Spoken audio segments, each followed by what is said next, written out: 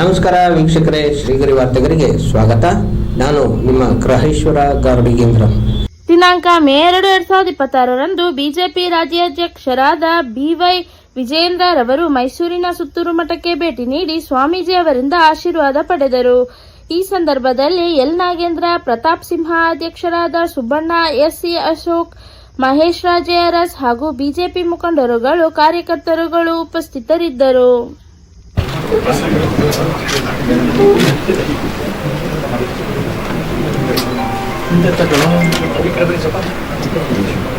Intersection ಸೇರ್ತಾರೆ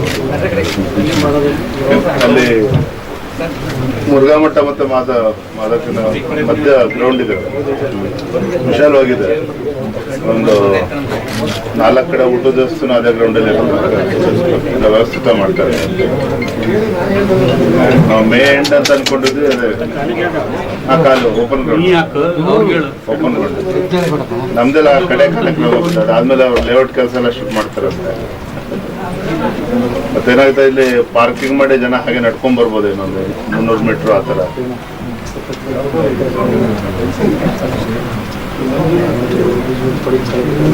ಅಮಿತ್ ಶಾ ಅವರಿಗೆ ಪ್ರಕಾರ 12 ಗಂಟೆ ಒಳಗೆ ರೀಚ್ ಆಗ್ತಾರೆ, ಕನ್ಫರ್ಮ್ ಮಾಡ್ತಾರೆ. ಫೈನಾನ್ಸ್ ಡೆಲ್ಲಿ ಪ್ರಕಾರ 12 ಗಂಟೆನ ಡೆಲ್ಲಿನ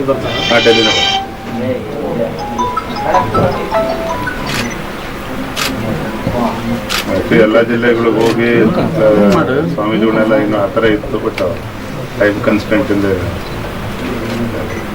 ದೂರವಾಣಿ ಕರೆ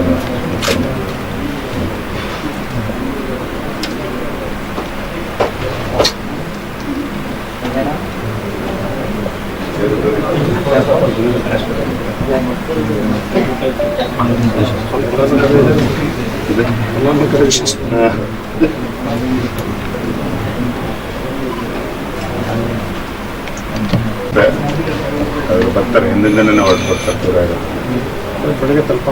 ಬರ್ತಾರೆ.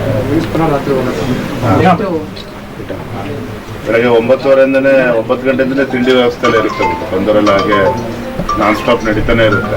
ಈಗ ಲಕ್ಷಾಂತರ ಜನ ಬಂದಾಗ ಅದೇ ಗ್ರೌಂಡ್ 4 ಕಡೆ ಪ್ಲಾನ್ ಮಾಡಿದ್ದೀವಿ. ಅದ್ರ ಕಡೆ ಊಟದ ವ್ಯವಸ್ಥೆ ಎಲ್ಲ ನಡೀತಾ ಇರುತ್ತೆ. ಈಗ ದೂರದಿಂದ ಬಂದಿರ್ತಾರೆ, ಅದು ಕೊರತೆ ಆಗದ ರೀತಿ ಚೆನ್ನಾಗಿ. ಅವತ್ತು ಸ್ವಲ್ಪ ಅದಷ್ಟು ಸ್ವಲ್ಪ ವೆದರ್ ರಿಪೋರ್ಟ್ ಚೆನ್ನಾಗಿದೆ, ಮೋಡ ಇದೆ. ಮತ್ತು ಅಲ್ಲಿ ಪೆಂಡಾಲಲ್ಲೆಲ್ಲ ಸ್ವಲ್ಪ ಹೈದ್ರಾಬಾದಿಂದ ಹಿಡಿದ ಸ್ವಲ್ಪ ಮಿಸ್ಟ್ ಥರ ಸಣ್ಣಗೆ ಇದು ಬರ್ತದೆ. ಆ ಥರ ಪ್ಲಾನ್ ಮಾಡಿ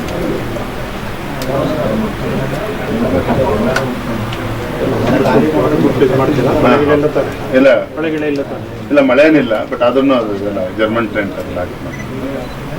ಮಳೆ ಬಂದ್ರೆ ಏನು ಸಮಸ್ಯೆ ಇಲ್ಲ.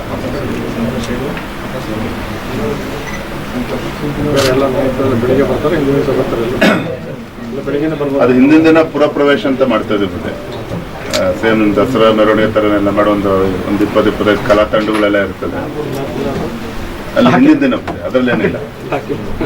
ಹಿಂದಿನ ದಿನ ಸಂಜೆ 6 ಗಂಟೆಯಲ್ಲಿ ಒಂದು ಮೆರವಣಿಗೆ ಇರ್ತದೆ. ಅಲ್ಲೇ ಚಿತ್ರದುರ್ಗ ತನ್ನ ಯಡಿಯೂರಪ್ಪರಲ್ಲಿ ಬರ್ತಾ ಇದ್ದಾಗ ಸಿಟಿ ಒಳಗಡೆ ಇಲ್ಲ.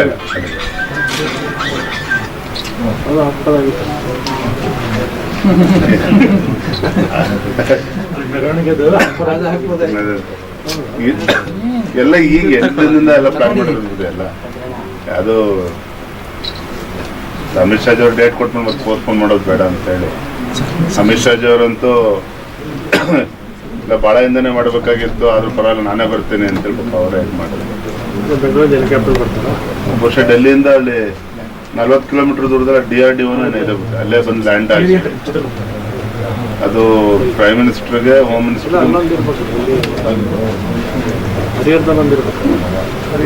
ಇಲ್ಲ ಇದೆ. ಏನು ಚಿತ್ರದುರ್ಗ ಹತ್ರ ಅಲ್ಲಿಂದ 40 ಕಿಲೋಮೀಟರ್ ದೂರದಲ್ಲಿದೆ. ಹೌದು, ಅಲ್ಲಿಂದ ಹೆಲಿಕಾಪ್ಟರ್ ಬಂದ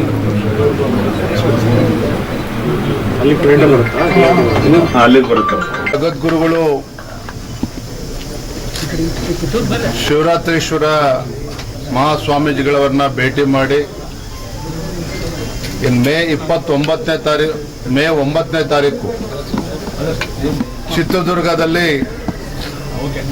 ಈ ನಾಡು ಕಂಡಂತ ಒಬ್ಬ ಅಪ್ರತಿಮ ಹೋರಾಟಗಾರ, ರೈತ ನಾಯಕ, ಬಡವರ ಬಂಧು ಮಾಜಿ ಮುಖ್ಯಮಂತ್ರಿಗಳು ಸನ್ಮಾನ್ಯ BS ಯಡಿಯೂರಪ್ಪನವರ 50 ವರ್ಷಗಳ ಅಂದರೆ ರಾಜಕೀಯ ಪಯಣದ 50 ವರ್ಷಗಳ ಸಂಭ್ರಮಾಚರಣೆಯ ಈ ಶುಭ ಸಂದರ್ಭದಲ್ಲಿ ಪರಮ ಪೂಜ್ಯ ಸ್ವಾಮೀಜಿಗಳವ್ರನ್ನ ಭೇಟಿ ಮಾಡಿ ಆಹ್ವಾನ ಪತ್ರಿಕೆಯನ್ನು ನೀಡಿ ಅವ್ರನ್ನೂ ಕೂಡ ಬರುವಂತೆ ನಾವು ಆಹ್ವಾನ ನೀಡಿದ್ದೇವೆ. ಬಹಳ ಸಂತೋಷದಿಂದ ಅವರು ಕೂಡ ಒಪ್ಕೊಂಡಿದ್ದಾರೆ.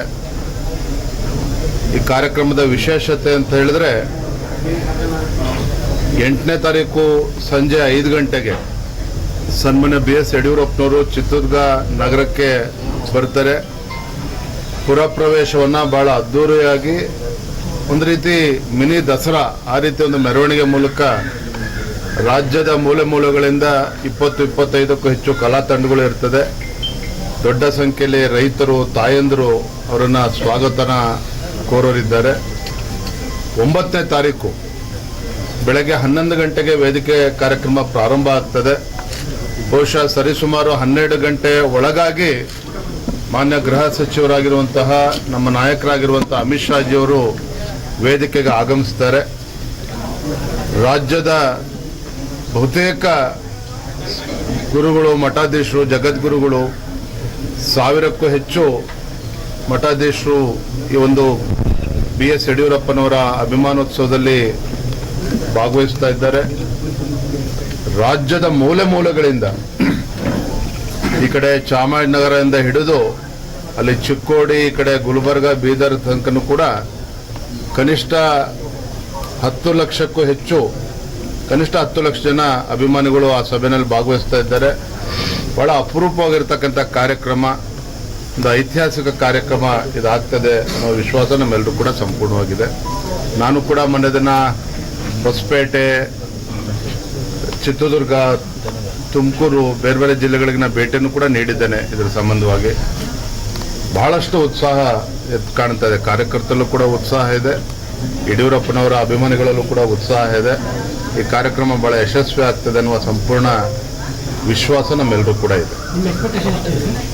ಕನಿಷ್ಠ 10 ಲಕ್ಷ ಜನ ಸೇರ್ತಾರೆ. ಮಾಡಿದ್ರೆ ಇದಕ್ಕೆ BJPಗೆ ಬೂಸ್ಟ್ ಆಗ್ತದೋ ಅಥವಾ ವಿಜೇಂದ್ರಗೆ ಬೂಸ್ಟ್ ಆಗ್ತದೋ ಈ ಪ್ರಶ್ನೆ ಕೇಳಿದ್ರೆ ಸರಿ ಇರ್ತಾ ಇತ್ತು. ಇವಾಗ ಯಾವುದೂ ಚುನಾವಣೆಗಳು ಇಲ್ಲ, ಬೇರೆ ಯಾವುದೂ ಕಾರ್ಯಕ್ರಮಗಳು ಕೂಡ ಇಲ್ಲ. ಆದರೆ ನಮ್ಮೆಲ್ಲರ ಹಿರಿಯರ ಒಂದು ಅಪೇಕ್ಷೆ ಇತ್ತು. ರಾಜ್ಯದಲ್ಲಿ ಅನೇಕ ಜನ ಮುಖ್ಯಮಂತ್ರಿಗಳು ಆಗಿ ಹೋಗಿದ್ದಾರೆ. ಬಹುತೇಕರು ಅದೃಷ್ಟದ ಮುಖ್ಯಮಂತ್ರಿಗಳು ಬಹಳಷ್ಟು ಜನ ಇದ್ದಾರೆ. ಆದರೆ ಸನ್ಮಾನ್ಯ ಯಡಿಯೂರಪ್ಪನವರು ಅದೃಷ್ಟದ ಮುಖ್ಯಮಂತ್ರಿಗಳಲ್ಲ.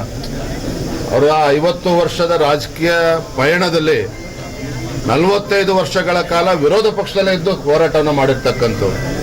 ಬಡವರ ಪರವಾಗಿ, ರೈತರ ಪರವಾಗಿ, ಶೋಷಿತ ಪೀಡಿತ ಸಮುದಾಯಗಳ ಪರವಾಗಿ ಯಡಿಯೂರಪ್ಪರು ಯಾವತ್ತೂ ಕೂಡ ಧ್ವನಿ ಎತ್ತುವಂತ ಕೆಲಸವನ್ನು ಮಾಡ್ತಾ ಇದ್ರು. ನಾಡಿನ ಹರಗುರು ಚರಮೂರ್ತಿಗಳ ಒಂದು ಆಶೀರ್ವಾದದಿಂದ, ಕಾರ್ಯಕರ್ತರ ಒಂದು ತಪಸ್ಸಿನಿಂದ ರಾಜ್ಯದಲ್ಲಿ ಭಾಜಪ ಸರ್ಕಾರ ಬಂದಾಗಲೂ ಸಹ ಎಲ್ಲ ಸಮುದಾಯಗಳು ಕೂಡ ನ್ಯಾಯವನ್ನು ಕೊಡುವಂತ ಕೆಲಸ ಮಾಡಿದ್ದಾರೆ. ತಮಗನ್ನಿಸ್ಬೋದು ಯಡಿಯೂರಪ್ಪನವ್ರ ಕಾರ್ಯಕ್ರಮ ಎಲ್ಲ ರಾಜಕೀಯ ಮುಖಂಡಗಳನ್ನು ಸೇರಿಸಿ ಮಾಡ್ಬೋದಿತ್ತಲ್ಲ ಅಂತೇಳಿ. ಅಂದರೆ ಎಲ್ಲ ಜಗದ್ಗುರುಗಳು, ಗುರುಗಳ ಎಲ್ಲ ಅಪೇಕ್ಷೆನೂ ಕೂಡ ಇತ್ತು. ಎಲ್ಲರ ಹಿರಿಯರ ಸಮ್ಮುಖದಲ್ಲಿ ಆಗಬೇಕು ಅಂತೇಳಿ ಆ ನಿಟ್ಟಿನಲ್ಲಿ ಇದನ್ನು ಆಯೋಜನೆ ಮಾಡಿದ್ದೇವೆ. ಇದು ಯಾವುದೇ ಒಂದು ರಾಜಕೀಯ ಬಣ್ಣ ಕಟ್ಟುವಂಥ ಅವಶ್ಯಕತೆ ಇಲ್ಲ. ಯಡಿಯೂರಪ್ಪನವರು ಅಂತ ಹೇಳಿದ್ರೆ ಜನರಿಂದ, ಜನರಿಗಾಗಿ, ಜನರಿಗೋಸ್ಕರ ತಮ್ಮ ಜೀವನವನ್ನೇ ಮುಡುಪಾಗಿಟ್ಟಿದ್ದಂಥ ಒಬ್ಬ ಧೀಮಂತ ನಾಯಕ. ಅಂತ ನಾಯಕನ ಸಂಭ್ರಮೋತ್ಸವ ಕಾರ್ಯಕ್ರಮ ನಾವೆಲ್ಲರೂ ಕೂಡ ಬಹಳ ಸಂತೋಷದಿಂದ, ಉತ್ಸಾಹದಿಂದ ಆಯೋಜನೆ ಮಾಡಿದ್ದೇವೆ. ಗೌರವಾನ್ವಿತ ಗೋವಿಂದ್ ಕಾರಜೋಳಜಿಯವರು, ಪ್ರಭಾಕರ್ ಕೋರೆ ಅವರ ಅಧ್ಯಕ್ಷರಿದ್ದಾರೆ. ಸ್ವಾಗತ ಸಮಿತಿಗೆ ಗೋವಿಂದ್ ಕಾರಜೋಳಜಿಯವರು ಗೌರವಾಧ್ಯಕ್ಷರಿದ್ದಾರೆ. ಶ್ರೀರಾಮುಲು ಅವರು, ನಮ್ಮ ಕೋಟಾ ಶ್ರೀನಿವಾಸ ಪೂಜಾರಿ ಅವರು ಕೂಡ ಸಮಿತಿಯಲ್ಲಿದ್ದಾರೆ. ಕಾರಜೋಳಜಿ ಅವರ ಅಪೇಕ್ಷೆ, ಅವರು ಚಿತ್ರದುರ್ಗ ಸಂಸದರಾಗಿರೋ ಕಾರಣ ಮತ್ತೆ ಎಲ್ಲರೂ ಕೂಡ ಬರೋದಕ್ಕೆ ಅನುಕೂಲನೂ ಕೂಡ ಆಗುತ್ತೆ. ಹಾಗಾಗಿ ಕೋಟೆ ನಾಡಿನಲ್ಲಿ ಕಾರ್ಯಕ್ರಮ ರಾಜಕಾರಣದಲ್ಲಿ ಆ ಕಡೆ ಭಾಗ ದೈವ ಮೂಲೆ ಅಂತೀರಿ ವಾಸ್ತು ಪ್ರಕಾರ ಆ ಥರ ಏನಿಲ್ಲ, ಎಲ್ರಿಗೂ ಅನುಕೂಲ ಆಗಲಿ ಅಂತೇಳಿ by election result party Bagalkot ಹಾಗೂ ದಾವಣಗೆರೆ ದಕ್ಷಿಣದ ಬಗ್ಗೆ ಎಷ್ಟು ವಿಶ್ವಾಸದಲ್ಲಿದ್ದೇವೆ ಅನ್ನೋದಕ್ಕಿಂತ ಹೆಚ್ಚಾಗಿ ನನಗೆ ಅನೇಕ ಜನ ಕಾಂಗ್ರೆಸ್ ಮುಖಂಡರು ಮಾತನಾಡಿದ್ದಾರೆ. ಎರಡರಲ್ಲೂ ಕೂಡ ನಾವು ಗೆಲ್ತೀವಿ ಅನ್ನೋ ವಿಶ್ವಾಸ ನಮಗಿಲ್ಲ ಅನ್ನೋ ಮಾತನ್ನ ನನ್ನೆದುರುಗಡೆನೆ ಕಾಂಗ್ರೆಸ್ ಕೆಲವು ಮುಖಂಡರು ಹೇಳ್ಕೊಂಡಿದ್ದಾರೆ. ಮತ್ತೆ ಇದು ವಾಸ್ತವಿಕ ಸತ್ಯವೂ ಕೂಡ ಹೌದು. ಬಹುಶಃ ನನಗನ್ನಿಸ್ತದೆ ಚುನಾವಣಾ ಫಲಿತಾಂಶ ಬಂದ ನಂತರದಲ್ಲಿ ರಾಜ್ಯದ ಮುಖ್ಯಮಂತ್ರಿಗಳಿಗೆ ಮತ್ತು ಕಾಂಗ್ರೆಸ್ ಸರ್ಕಾರಕ್ಕೆ ಜ್ಞಾನೋದಯ ಆಗ್ತದೆ ಅಂತ ಕಾಣ್ತದೆ. ತಾವು ಮೈಸೂರೇ ನೋಡ್ತಾ ಇದ್ದೀರಿ. ಕರ್ನಾಟಕ ರಾಜ್ಯ ಒಂದು ರೀತಿ ಉಡ್ತಾ ಪಂಜಾಬ್ ಆಗಿರುವಂಥದ್ದು. ಈ ಮಟ್ಟದಲ್ಲಿ ಡ್ರಗ್ ಹಾವಳಿ ನಮ್ಮ ರಾಜ್ಯದಲ್ಲಿ ಹಿಂದೆಂದೂ ಕೂಡ ನಾವು ನೋಡೋದಕ್ಕೆ ಸಾಧ್ಯ ಆಗಿರಲಿಲ್ಲ. ಮೊನ್ನೆ ಹುಬ್ಳಿ ಧಾರವಾಡದಲ್ಲಿ ಆದಂಥ ಘಟನೆ, ಒಬ್ಬ ಕಾಲೇಜ್ನಲ್ಲಿ ಓದ್ತಾ ಇರ್ತಕ್ಕಂಥ ವಿದ್ಯಾರ್ಥಿಯನ್ನ ಅಲ್ಲಿಯ ಪೊಲೀಸರು ಅವ್ರನ್ನ ಕೇಸ್ನಲ್ಲಿ ಇಂಪ್ಲಿಕೇಟ್ ಮಾಡಿ ಅವನು ನಿರಪರಾಧಿ ಅಂತೇಳಿ ಗೊತ್ತಾದ್ಮೇಲೂ ಸಹ ಆ ಬಡ ಕುಟುಂಬದಿಂದ 50,000 ರೂಪಾಯಿ ಲಂಚ ಸ್ವೀಕಾರ ಮಾಡಿ ಬಲವಂತವಾಗಿ ಲಂಚ ಇಸ್ಕೊಂಡಿರೋದಕ್ಕೆ ಉದಾಹರಣೆ ಕೂಡ ಕಂಡುಬಂದಿದೆ. ಏನ್ ಹೇಳಿದುಕೊಟ್ಟಿದ್ದೇನೆ ಅಂತ ಹೇಳಿದ್ರೆ, ಕಾಂಗ್ರೆಸ್ ಸರ್ಕಾರ ಮನುಷ್ಯತ್ವವನ್ನು ಕೂಡ ಕಳ್ಕೊಂಡಿದೆ ಅಂತ ಹೇಳಿದ್ರು ಕೂಡ ತಪ್ಪಾಗ್ಲಾರ್ದು. ಯಾಕೆ ಮಾತನ್ನ ಹೇಳ್ತಿದ್ದೇನೆ ಅಂತ ಹೇಳಿದ್ರೆ, ಒಂದು ಕಡೆ ರಾಜ್ಯದಲ್ಲಿ ಅಭಿವೃದ್ಧಿ ಅಂತಕ್ಕಂಥದ್ದು ಏನೂ ಕೂಡ ಇಲ್ಲ. ಮೈಸೂರಿನಲ್ಲೇ ಕಳೆದ 3 ವರ್ಷ ಏನಾಗಿದೆ ಅನ್ನೋದು ನಿಮಗೆ ಗೊತ್ತಿದೆ. ಬಿಜೆಪಿ ಸರ್ಕಾರ ಇದ್ದಾಗ, ಯಡಿಯೂರಪ್ಪ ಮುಖ್ಯಮಂತ್ರಿಗಳಾಗಿದ್ದಾಗ, ಶೋಭಾ ಕರಂದ್ಲಾಜೆ ಅವರು ಉಸ್ತುವಾರಿ ಸಚಿವರಾಗಿದ್ದಾಗ ಯಾವ ರೀತಿ ಅಭಿವೃದ್ಧಿ ಕೆಲಸ ಕಾರ್ಯಗಳು ಆಗಿದ್ದು, 8,000 ಕೋಟಿ ಅನುದಾನ ಕೊಟ್ಟಿದ್ರು, ಎಲ್ಲವೂ ಕೂಡ ಗೊತ್ತಿದೆ. ಆದರೆ ಯಾಕೋ ಏನೋ ಮೈಸೂರು ಜಿಲ್ಲೆಯೂ ಕೂಡ ಒಳಗೊಂಡಂತೆ ರಾಜ್ಯದ ಯಾವುದೇ ಜಿಲ್ಲೆಗಳ ಬಗ್ಗೆ ಅಭಿವೃದ್ಧಿ ಬಗ್ಗೆ ಕಿಂಚಿತ್ತೂ ಕೂಡ ಕಾಳಜಿ ಮಾಡಿಲ್ಲ. ಇದು ಒಂದು ಭಾಗ. ಮತ್ತೊಂದು ಕಡೆ ಭ್ರಷ್ಟಾಚಾರ ಯಾವ ಮಟ್ಟಕ್ಕೆ ಬಂದು ನಿಂತಿದೆ ಅಂತ ಹೇಳಿದ್ರೆ, ಧಾರವಾಡ ಉದಾಹರಣೆನೇ ನಿಮ್ಗೆ ಕಣ್ಮುಂದೆ ಇದೆ. ಇವತ್ತು ಉತ್ತರ ಕರ್ನಾಟಕದಲ್ಲಿ ಒಬ್ಬ ದಲಿತ ಮಹಿಳೆ ಬರ್ಬರ ಹತ್ಯೆ ಆಯಿತು, ಅದ್ರ ಬಗ್ಗೆನೂ ಕೂಡ ತಲೆ ಕೆಡಿಸ್ಕೊಳ್ಳಿಲ್ಲ. ಆ ಕುಟುಂಬಕ್ಕೆ ಸಾಂತ್ವನ ಹೇಳ್ತಕ್ಕಂಥ ಧೈರ್ಯವನ್ನು ಇವರು ಆಡಳಿತ ಪಕ್ಷದವ್ರ ಕೈಯಲ್ಲಿ ಮಾಡೋದಕ್ಕಾಗಲೇ ಇಲ್ಲ. ಕೇವಲ ತಮ್ಮ ಕುರ್ಚಿಯನ್ನು ಉಳಿಸ್ಕೊಳ್ತಕ್ಕಂಥ ಒಂದು ಹಪಾಪಿ ಹೊತ್ತೇನಿದೆ. ದೆಹಲಿನಲ್ಲಿ ಸಿದ್ದರಾಮಯ್ಯನವರ ಬೆಂಬಲ ಇರ್ತಕ್ಕಂಥ ಶಾಸಕರುಗಳು ದಂಡಾಗಿ ಅಲ್ಲೋಗಿ ಕೂರ್ತಾ ಇದ್ದಾರೆ. ಅವ್ರು ಬಂದ ನಂತರದಲ್ಲಿ DK ಶಿವಕುಮಾರ್ ಬೆಂಬಲಿತ ಶಾಸಕರುಗಳು ಕೂಡ ದೆಹಲಿಗೆ ಹೋಗಿ ಅಲ್ಲಿ ಬಿಡಾರನ್ನು ಓಡ್ತಾ ಇದ್ದಾರೆ. ಒಟ್ಟಾರೆಯಾಗಿ ಈ ಕಾಂಗ್ರೆಸ್ ಸರ್ಕಾರಕ್ಕೆ ರಾಜ್ಯದ ಅಭಿವೃದ್ಧಿ ಬಗ್ಗೆ ಕಿಂಚಿತ್ತೂ ಕೂಡ ಕಾಳಜಿ ಇಲ್ಲ. ಭ್ರಷ್ಟಾಚಾರದಲ್ಲಿ ಸಂಪೂರ್ಣ ಮುಳುಗೋಗಿದೆ.